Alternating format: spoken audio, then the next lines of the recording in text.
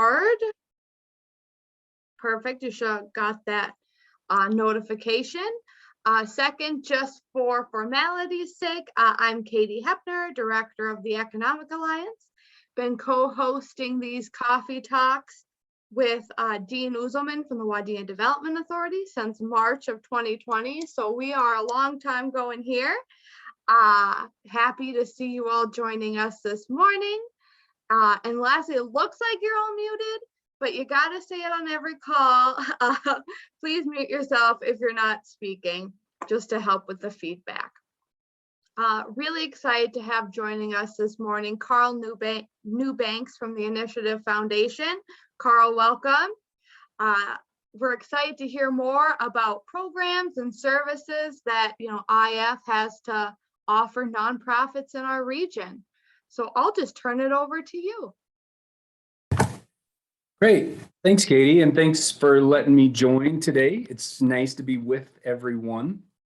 I just kind of have a kind of a quick rundown, like Katie said, of the kind of supports that the foundation offers to nonprofits across the region. Don't always know how familiar folks are with the Initiative Foundation and our work. So maybe I just take a couple quick minutes here and give a little bit of history and a big picture of who we are and what we do. And if you're super familiar with us, apologize for you having to hear this information over again, but maybe for some folks it's new. But of course, the Initiative Foundation's been here, headquartered in Little Falls since 1986. We were founded, we're one of 6 Minnesota Initiative Foundations. We call ourselves the MIFs. And we were all founded in 1986. The McKnight Foundation, again, was just concerned about rural Minnesota and about farming and about resources in rural Minnesota, all flooding into the Twin Cities and out of our smaller communities. So the 6 Minnesota Initiative Foundations were formed to really drive economic development in our smaller cities out in rural Minnesota. So that is our primary focus, is economic development and community development. We've been doing that again since 1986, and a lot has changed and a lot has kind of evolved. But one of the big ways that we still are supporting our communities is through nonprofit development, which I'll talk about in detail in a minute. But if we want to set that off to the side and just talk about some of the other things that the foundation has going on, we could talk about access to affordable childcare as a barrier to having a sustainable growing workforce across the region. So that's a challenge, an issue that we're working on and trying to help address, both through grant making and providing program support. We also do a lot of work with entrepreneurship, helping people start businesses, especially entrepreneurs from disadvantaged communities and entrepreneurs of color. So helping those folks start and sustain businesses. We do that through our Enterprise Academy program, which is real strong, has run cohorts in St. Cloud, in Brainerd, in Mille Lacs area, and now I think is looking to expand to Long Prairie as well. So real strong programming there. We also do some work with energy transition and climate change kind of issues. But again, we're always looking for the economic side of those. So are there economic opportunities for communities here? Or how do we support economies and communities that are dealing with energy transition, those sorts of things. So we're always centered over on the economic development, community development side of those issues as well. And then we have a strong lending program here at the foundation as well. We are it's called a CDFI, a Community Development Financial Institution. So we do lending across the region, almost always in partnership with banks. And a lot of what we do is gap lending. And a great example of this might be a manufacturer in a rural community wants to expand. The bank isn't so sure, only wants to do 80% of what's needed. And then you can come to the foundation for that extra 20%. And we can keep that manufacturer growing and financially healthy there in that rural community, where in another situation, they might need to relocate closer to the Twin Cities or something like that, just to kind of make a general example of things. So I think in a nutshell, that's a lot of the kind of the things that we're providing. We've been very involved with deed and COVID relief, of course, would be the other big projects for us over the last couple of years, but facilitating COVID relief grants and COVID relief loans, and facilitating all of deeds, COVID relief business grants, et cetera. So those have been really big projects for us as well. Millions of dollars in those relief grants have been able to come into the region. I think that's been real beneficial for a lot of folks. So I guess maybe if we wanted to, we could pause there for just a second before we jump into the nonprofit side and ask if anybody has any questions or would like to ask a question about our bigger work, kind of the foundation as a whole, before we jump into nonprofit development. Don't know if anybody has anything they want to ask there. Feel free to unmute yourself if you do have a question. All right, Carl, I think it's good to keep going. Okay, I think you're great. in the clear. Good. So the foundation has always had a really strong suite of supports for our nonprofit organizations. And it does change and shift over time, what we provide, the programs and different ways that we want to support nonprofits. And really that centers because we really believe strongly that we don't have all the answers here in Little Falls. And we are not folks that say, we figured it all out, so come and do it our way. And here's your solution. So as we hear from nonprofits and get feedback from you folks about what you need, of course, we shift our programs and services to kind of fill those gaps and meet those needs. And so even before launching into everything that we want to provide, I want to kind of offset that up front by saying, really what's most important to us is hearing from you about the challenges that you're facing, the ways the foundation can support you in terms of grants, program support, trainings, all this is all information that we love to receive from all of you so that we can then continue to adjust. The last thing we want to do is be running a program that no one really wants to be a part of because it's no longer relevant, to what everybody needs. So please don't ever hesitate to reach out to us through phone, through email. Let us know what we should be looking for, what we should be considering. We really, really do appreciate, and honestly, we really need the feedback to stay relevant to your needs. That's why we're providing all that we do. So again, please reach out and let us know. So just to jump into the supports that we offer, and I often love to bring up the foundation's website when we talk about this kind of stuff, because it's so easy to just you can jump to our website. There's this blue tab in the middle that says community. Click on that and go down to nonprofit development. And then right there, you can see descriptions of all these programs and all these services that I'm about to dive into. But probably the first and the most prominent is Nonprofit Academy program. And again, this also is a program that kind of shifts and changes a little bit as different tools and trainings and things kind of come available to us. In the past, you might have heard this referred to as financial resiliency for social enterprises, as well, because there was a season where we felt like we should, if any nonprofits were interested in starting social enterprises, that we could support that and help them kind of kick some of those off. So that was an emphasis. Now it is truly more of a capacity building focus. I think the emphasis this summer is on continuous improvement systems. So helping you improve your systems for fundraising, for management, right, for accounting, et cetera.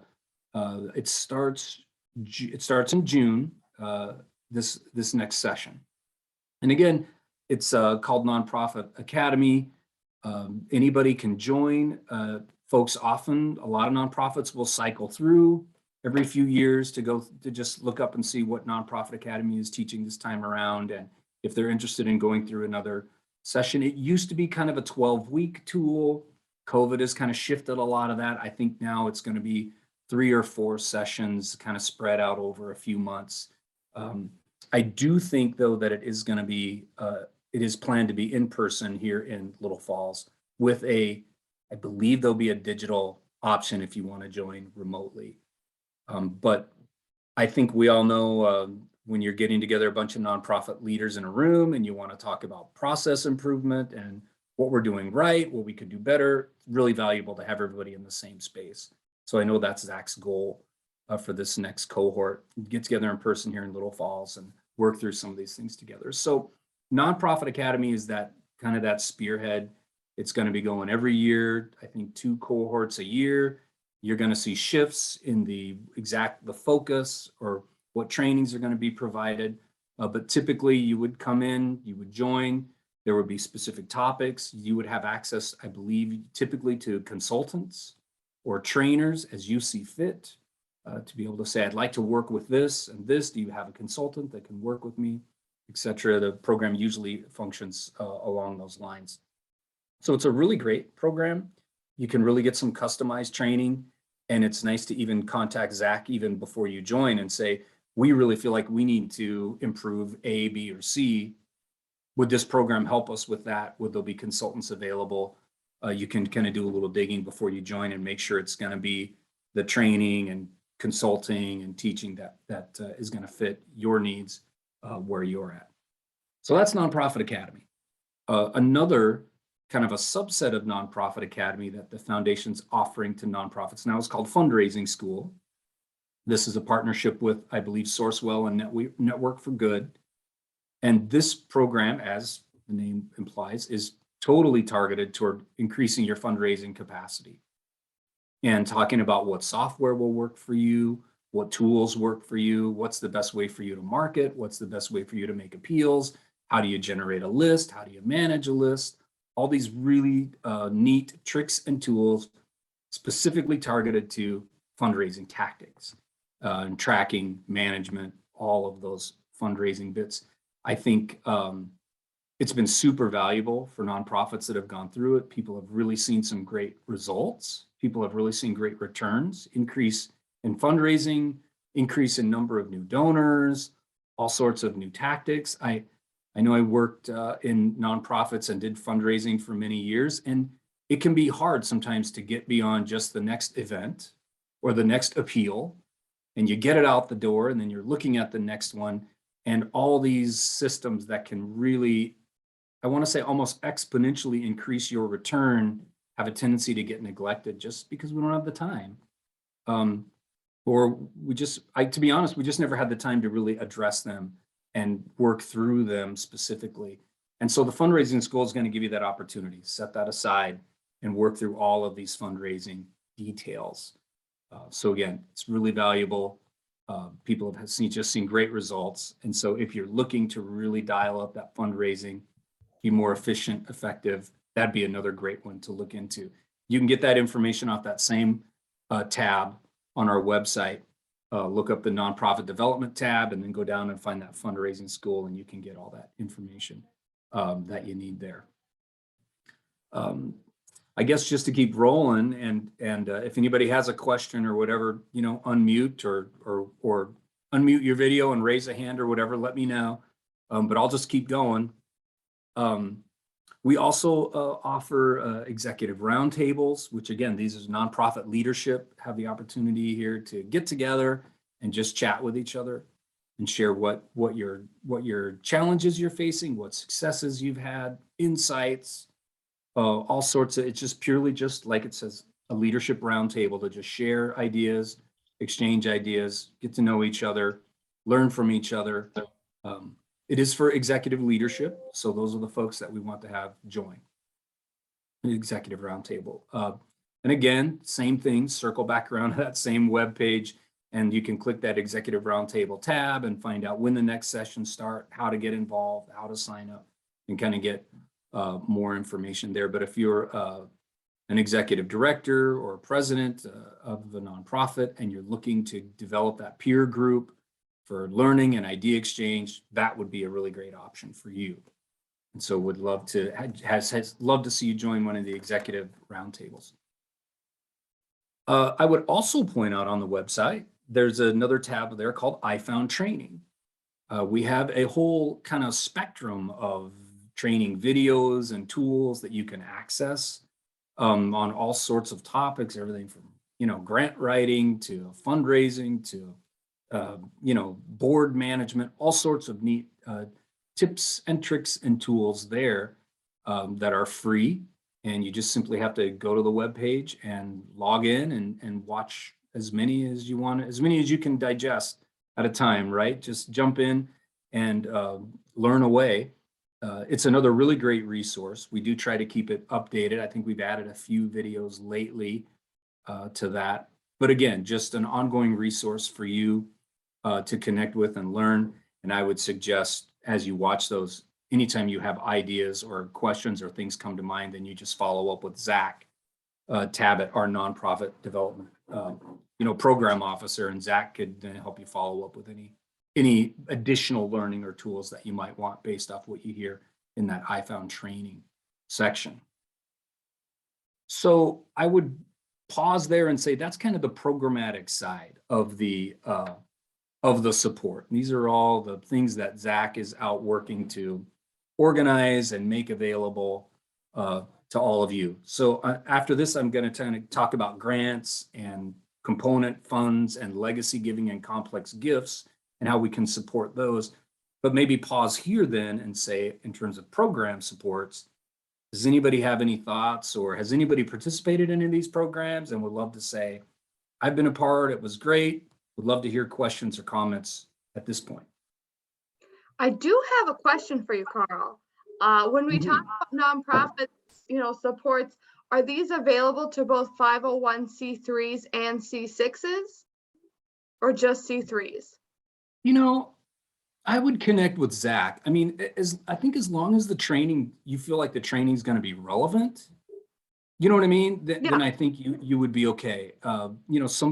Some parts of these transfer, right? Either way, it's going to work for you. Other sections might not. So I would connect with Zach before and talk about what's the emphasis for this cohort going to be? What are you going to cover? Would it be relevant for our organization? And he could let you know whether or not now would be the time to join, or whether he's got a cohort coming up that might be a little more relevant to you. Yep. Perfect. Thank you. You bet. I had a question when it came to something like that too, Katie. So I'm with an HRA, and we are actually not a nonprofit. We do not have the 501c C3, but it seems that a lot of housing authorities apply for funds through your organization. Do you know if they are 501(c)(3)s, or if because they're HRA and work with low income or affordable housing, do they qualify? So that's a great question. I think most of our grants from our innovation fund have to go to, or all of our grants from our innovation fund have to go to 501(c)(3)s.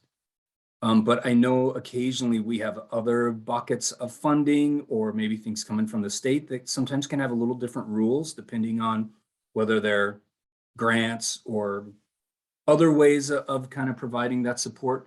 So I would definitely, I would give you a name here at the foundation. Maybe you already know, but Don Hickman is our vice president for community development and workforce development. He would be a great person to reach out to and ask him, and to say, here's our organization, here's our classification. What kinds of support would we be able to get from the foundation, and when might we see those opportunities coming around? And then he could let you know if we have economic development buckets of money or money coming from the state that would be able to be able to send your way. Does that make sense? Yep, thank you. Yep.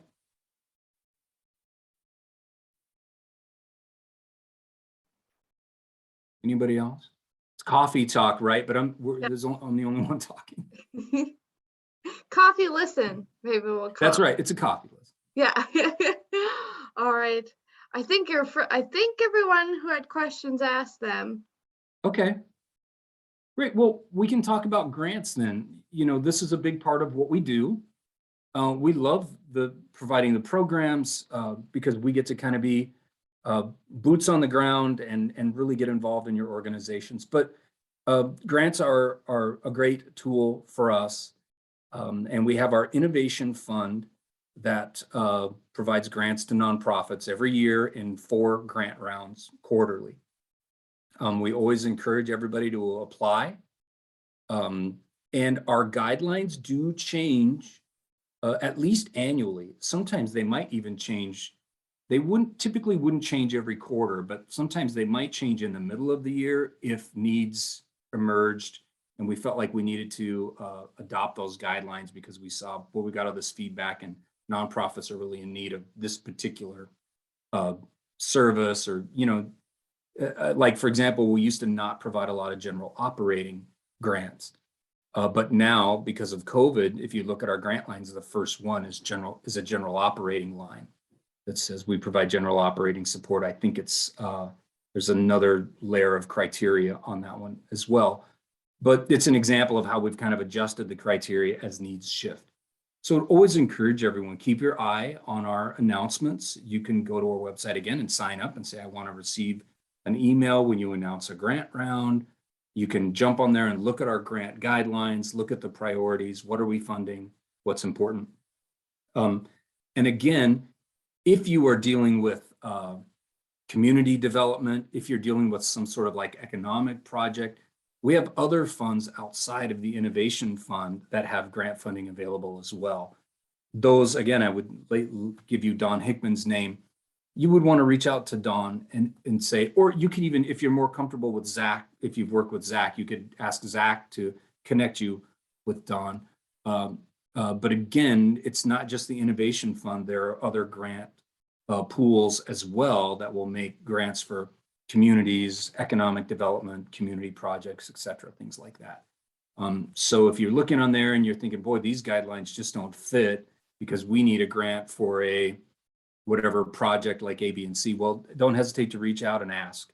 And we can always tell you if we have another grant fund that would fit for you, or we can maybe get you connected to another foundation that might be funding something that's more directly connected to your project or your initiatives. So grants are always great.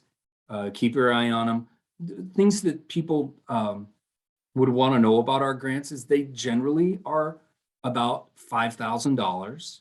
So we don't make huge grants, although during COVID, we've received a lot of extra funding for nonprofit support. And so we have been giving out larger grants, and I think have a grant round going on now that is even has awarded some substantial grants. But they're generally around 5,000, and we always love to see people providing some sort of match to those to that award. You know what I mean? And I should say we often award grants for 5,000 to an organization that has no matching funds to put with it. But if you were an organization that had a $10,000 project and you had 5,000 and asked the innovation fund for another 5, that's a really strong application for us. And that would be stronger, I suppose, than an application for $5,000 for a project that has no matching funds. But again, matching funds aren't a requirement. I should make that really clear. They just strengthen your application. So keep your eye on the innovation fund. Reach out to us for other projects. We always want to support and get involved when we can. Any grant questions? Any questions about grants or applications or projects? Go ahead, Lou. Hi, no questions, just a big thank you to the Initiative Foundation and Don Hickman. He is wonderful to work with. I haven't worked with Zach really, but Don is so flexible and he hears the needs, he understands them, and he just supports totally and checks back quite often. And so I've had nothing but good things to say about him. He's helped us with our Welcome Center. We had the University of Minnesota Extension give us $9,000, and then he helped with the $5,000 for translating and interpreting. Then there was childcare. I can't even remember. I was up to maybe 20,000 in the last 3 years because you had some funding, more funding, and we've really developed more, or we've increased our slots in Lone Prairie. And he continues to be on that conversation. And then workforce development, talent advantage series before COVID, unfortunately, went downhill from there. But I think Career Force has jumped on where we left off. So they're doing an excellent job. And easy to work with us. And just, yes, Lou, yes. I'll send the check tomorrow. Well, of course, I have to do the application. Yeah. And they're just as, I have to give Vicky from Five Wings a pat on the back too, because she's very easy to work with and is always helpful and there to support our needs. Thank you. No questions. Well, thank you. Thank you. I'll pass all that on to Don. He'll love to hear it. And I did throw some contact information in the chat. There's a link to Dawn's contact information, and then I just copy and pasted Zach's. So if Great. we've heard those names a lot, so feel free to jot that down. Any other Absolutely. questions or comments for Carl? All right. Going once? Well, I'll just jump into a couple last topics, and is that okay? Do we have time for a couple more? Yeah. Perfect. So a couple other ways that we would support nonprofits, and this one maybe not quite as common, but we do function like a what you would call a typical community foundation as well, meaning we host a bunch of component funds that individuals or corporations have created to support charitable causes, including donor advised funds as well. So these are really, I guess I would say kind of, they've been around a while, but are even now kind of more and more an emerging tool that people want to use to support, organizations. And so we just love to point it out, especially for nonprofits. People can create a fund and then that would be invested, and the returns of that would then pay out to a specific nonprofit every year, or a specific cause, or a region, or whatever it might be. There's lots of ways that you can structure these, and lots of opportunities to kind of align them to meet charitable goals. And so for you folks as nonprofits, you could just know, if anybody had ever approached you and said, boy, I really would love to, support your organization, I'm thinking of doing it by making some kind of long-term investment that would pay out to you. And then you're thinking, boy, what does that even look like? Well, people generally bring those funds to a community foundation like the Initiative Foundation, and then we can get those established. The real benefit to folks is that you have a community foundation kind of behind your fund, watching the tax returns and the legal side of it, and just kind of helping folks manage it and take care of it right. So anyway, it's a great tool, and I think it's going to become more and more common, and especially as we have a big transfer of generational wealth over the next 10 or 12 or 15 years even. I think there's going to be even more and more people wanting to say, well, I'd like to establish a fund to accomplish my charitable goals, rather than just make outright contributions, or a combination. It's going to be an outright contribution and a fund, etc. So again, we're here to help, and here to host those, and here to help you serve those. And we've got a great team that helps that happen now. And I think we've got 135 or so of these funds that we manage right now, covering all sorts of ground. So really, really good work there. And I'll just put a plug in for the Staples Motley Area Foundation, which is a partner fund of Initiative Foundation. Right. I am the past chair of that fund and current vice chair secretary. So if any of you are doing any work that touches the Staples area, the boundaries of that is the same as the school district. So it goes all the way out to Aldrich, but not quite Burndale. Feel free to, we just closed a funding round, but we'll be offering again in the fall. So please feel free to check out the website, apply if you have projects, or reach out to me if you have questions about it. But Mhm. as someone who serves on a community foundation partner fund, Initiative Foundation makes it incredibly easy to, to give the grants directly to the community without worrying about all the administrative background work. So we're able just to be a board that, focuses on projects in the community, while IF worries about the business behind it. We get to focus on the fun stuff. Right. Yep. And that's exactly the point. That's exactly our goal on our end, is to let folks that want to own these funds enjoy them and not have to worry about the IRS. Is kind of the backside of it, really. So Yes, Yeah. I have to, once again, Katie hit the nail on the head, this bureaucracy. We're doing the Main Street, or Don Hickman has been doing the Main Street Revitalization grant forms. And I don't know, I don't think anyone in Long Prairie would have any time to do that and get the paperwork together. And it's just, we can't pay a grant writer in the city.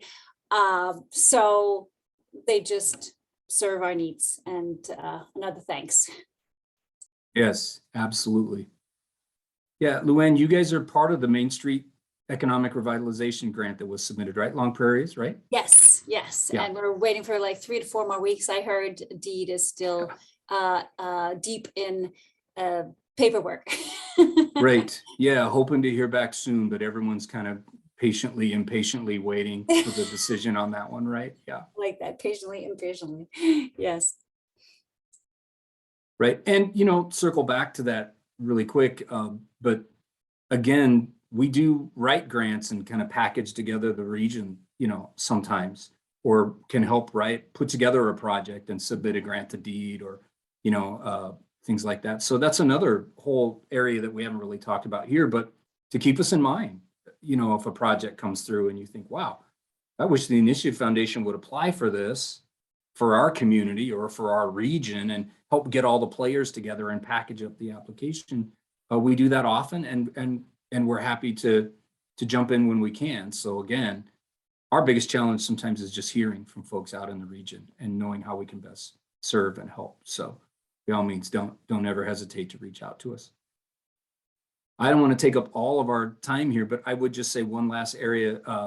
When it comes to estate planning, legacy giving, complex gifts, things like that, especially we've had many cases where folks have come and said, well, we've got this, especially for our component funds, I would say, but we've got a donor that wants to make a gift of real estate to the, to one of our funds, or an education foundation that we host, or what it might be. We do a really great job of supporting folks with those more complicated gifts. And for you folks as nonprofits, we always just say, don't hesitate to reach out to Zach, who could connect you with some of our development staff here. Even we probably couldn't provide comprehensive support, but we definitely could give you a little bit of advice or help you get pointed in the right direction. And we'd love to provide that service to you, for sure, especially if it's on the estate planning side, or on that side where you're getting just a little more complex, gifts as well. People want to donate stock, or the latest thing is, should we accept Bitcoin, right? Or in cryptocurrency, how are we all going about that? But these are all things that, Zach can answer for you for sure. Or if he wanted to, he could refer you. I say up because we're upstairs, but he could refer you up here to the development people at the foundation, and we could always provide a little bit of advice or insight too. And we're always more than happy to do that for you if we can. So I would give you that as well. And I would also say we do some lending to nonprofits. If you ever were in a situation where lending would work to help you grow, we are exploring that more and more. And again, those are always conversations we're willing to have, whether they work out or not. Don't hesitate to call up and start the conversation and see what might come through for you. But we would do lending to nonprofits as well if everything works out right. So And I think I would leave it there for now. I think that covers just about all of Oh, it, if that's okay. Oh, yeah, thank you so much, Carl. Does anyone have any final questions or comments? Looking around at all your, oh, Maria. I just want to say thank you for all the great information. Yeah, thank you. Thanks for listening. You know, you never know whether either you do a great job when there aren't lots of questions, or you did not so good of a job. So one or the other, but thank you. And I hope it's all useful for everybody. 100%. You did a great job, Carl. Don't worry about it. I feel better. Does anyone else have any questions or comments? Yeah, I just want to say the same thing, kind of echo Lou's comments, Carl. The Initiative Foundation has always been a great partner for us in the city of Wadena, and we're just finishing up our first year of the innovative funding program with the Lead for America or Lead for Minnesota Fellowship, and I'm actually looking forward to submitting another application for the second year of that program.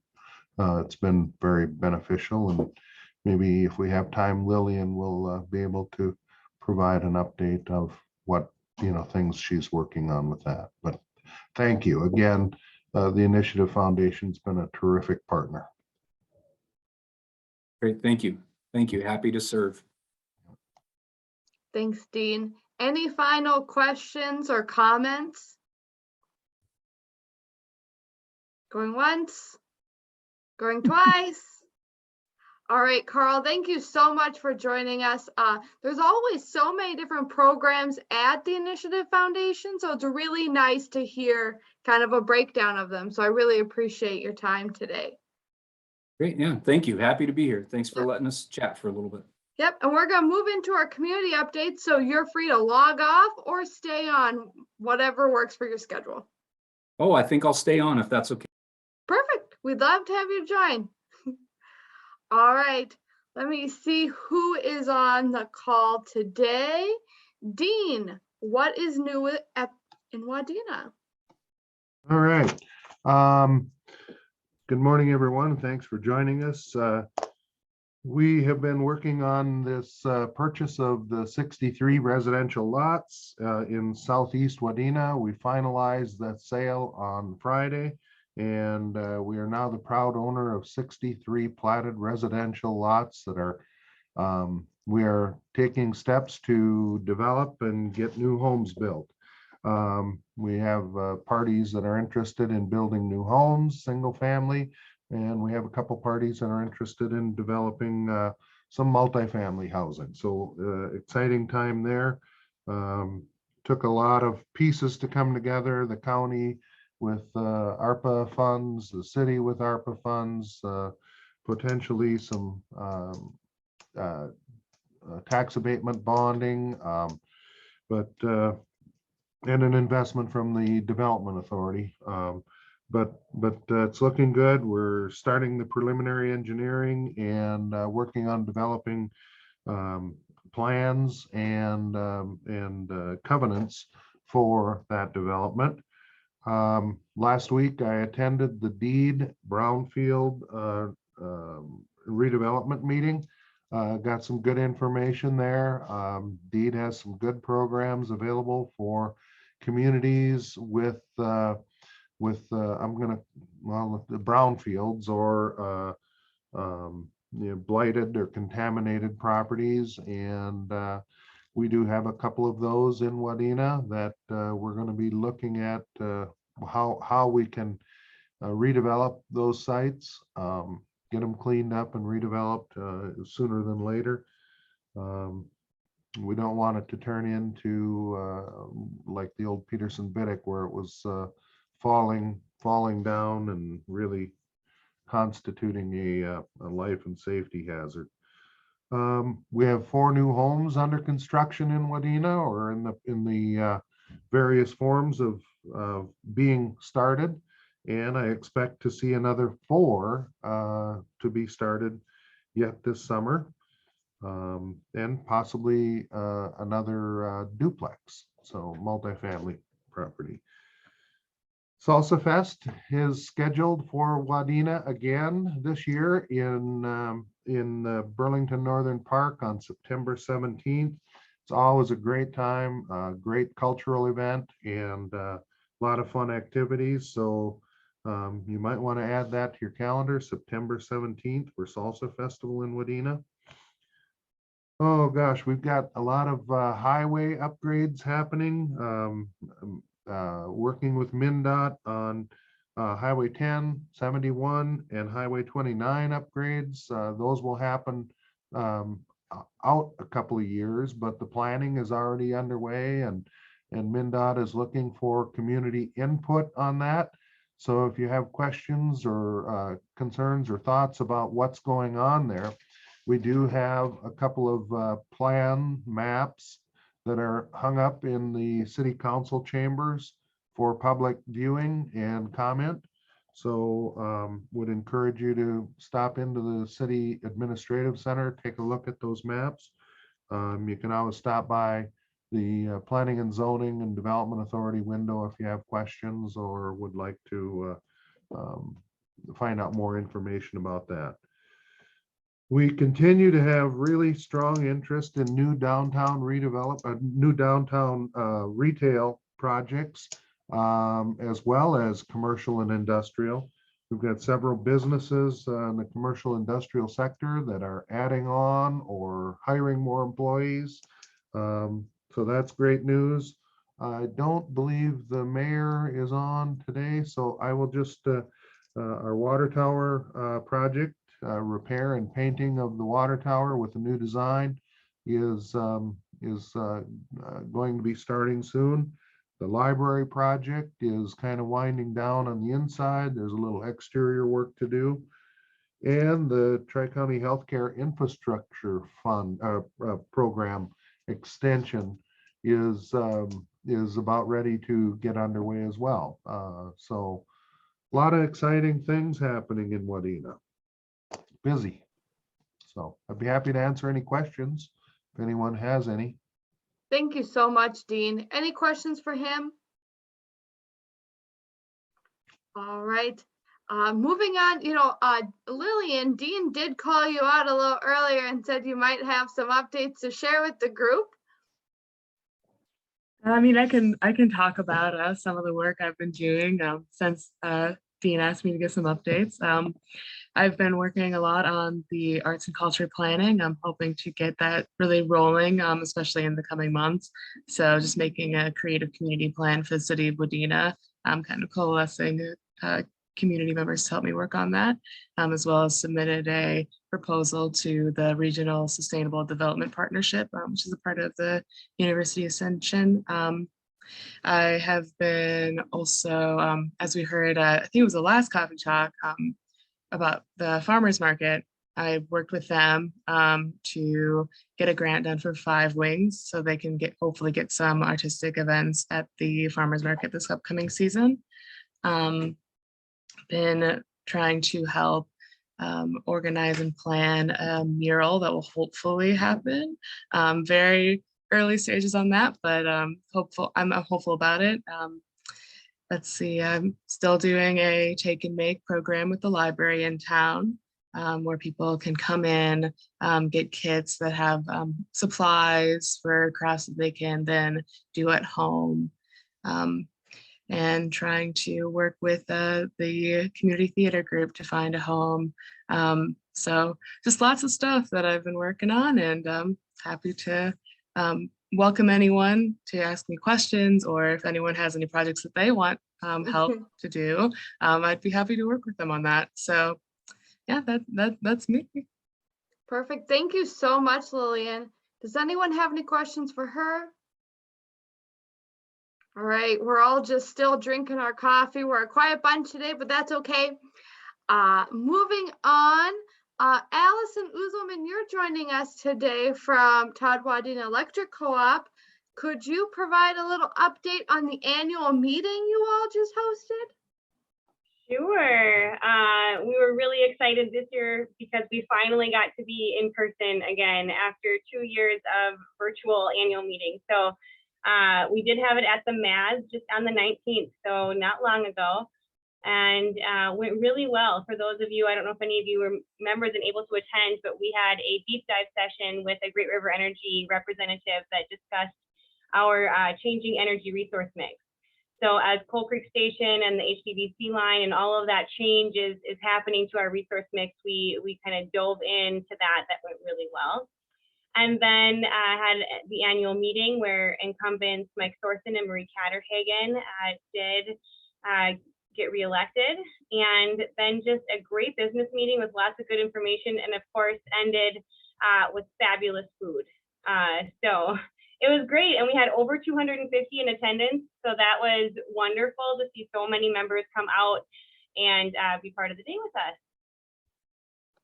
Thanks, Allison. I'm glad the event was so successful. I know Eric came home raving about it. So I Good, wanted I'm to glad make to hear it.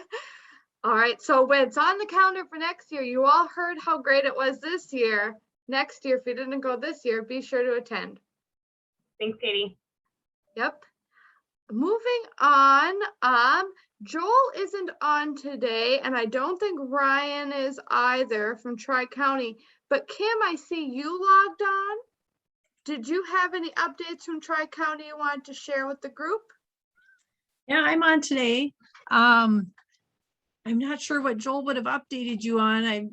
I'm sure he's been keeping up on the COVID numbers. We've seen him tick up a little bit, but we're watching him closely. We're getting back to business as usual. You know, COVID has to just be part of our lives now. And Dean kind of alluded to it earlier, the building project has been ongoing. So our replacement facility is on schedule and trending a bit under budget. So we're very happy with that. We are getting very lucky with some of the supply chain shortages that are happening in many projects. We've been very lucky with because of the timing of our start. So we are slated to have that project done. The keys to the building should be turned over to us by December 30th and planning to open on March 24th to take care of patients. So that's very exciting news. Happy to answer any questions if anybody has any. Thank you so much, Kim. I just wasn't sure if they sent you in their stead, so I wanted to call you out so you weren't forgotten. But any questions for Kim? All right, you got off easy. Thanks for the update. Thank you. And then I'll just put a call out there. Do any of you have any updates from your organizations that you want to share? Feel free to unmute yourself. Looking at all your little red mute buttons. Merlin, anything from the county?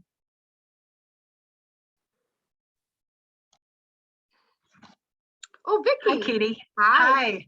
Let me just pop on. This is a little early because we are not going to start officially promoting this series of workshops until closer to the end of the month. But we're really excited to be partnering with Springboard for the Arts and doing a training session for artists and community leaders who are interested in doing creative placemaking in our region.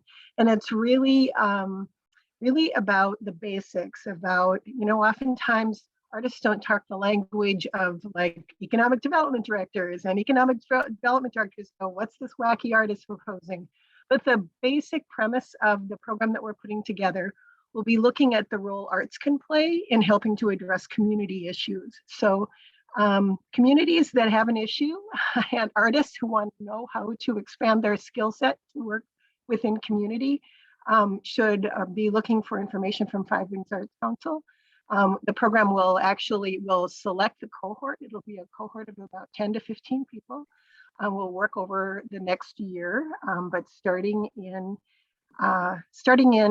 fall after Labor Day. So everybody still has the summer for fun. There'll be a small stipend so that they can work towards a project too as part of the training that we'll be doing. So just a heads up that any community leaders out there, whether you're in healthcare, transportation, and anyone who knows artists who are interested in doing this kind of work, feel free to contact me. Sounds like an amazing seminar. Way to, and I love Springboard. I love Five Wings. You two together are unbeatable. So sounds Thanks, Katie. fantastic.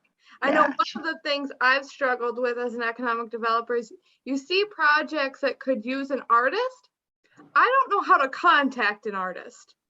You know what I mean? Like you see, I really don't. Like, who's good at painting? Not me. And then I think, so it'd be great if there's like a network you can tap into, and Five Wings is such a good resource for that. And that's really what we intend to do is, we've been sort of dabbling in creative placemaking and art-based community development for quite a while, but we've just discovered there isn't a resource within our region. Oftentimes communities have to go outside our regions. And so we're really hoping to build more of a base of more regional talent, but also more of an understanding and partnership with our leaders in the community. So anyway, be on the lookout. Yeah, I love it. Thanks, Vicki. All right, Merlin, I see you unmuted yourself. Well, I want to thank Dean for remembering me because I was trying to hide, but I don't think potholes are very exciting, but we certainly are dealing with a lot of them this spring on roads and all over. It's really a mess. One thing at the county, we have forwarded to the zoning committee a ADU ordinance, which if any of you folks have been following that, it's a auxiliary dwelling unit ordinance that would allow a second smaller dwelling on the same property countywide, not including cities, of course. And I think we got an outside chance of getting that through. It would certainly add housing opportunities outside the cities, and I think that's something we dramatically need. So that's a couple of things that might be of interest to you. Thanks, Merlin. Any questions for him? As long as we have a rep from the county on the line, put him on the hot seat. All right, you two got off easy, Merlin. All right, any updates people want to share from their organizations? Feel free to unmute yourself. All right, if not, I'll let you have a few extra minutes of your morning. Thank you all for joining us. Our next coffee talk will be on May 16th, and that will be our last coffee talk before we go on a summer hiatus. So we're going to take June through September off just because we're Minnesotans and the weather's got to get nice sometime, right, folks? We're hoping we can be outside, canoeing the river, going to the cabin, doing all the great summer things. So we want to give you the summer to enjoy yourselves, and then we'll come back in October. But so we'll see you on May 16th for the final coffee talk of the season. Look forward to seeing you then. Take care. What's the topic? I don't know yet. Lou, Oh. great question. It's Well, a thank you, mystery topic. Katie. It's a mystery topic, Lou. What's happening in the summer? Yay, a Chamber's dream. All right, everyone. Enjoy your week. Thanks.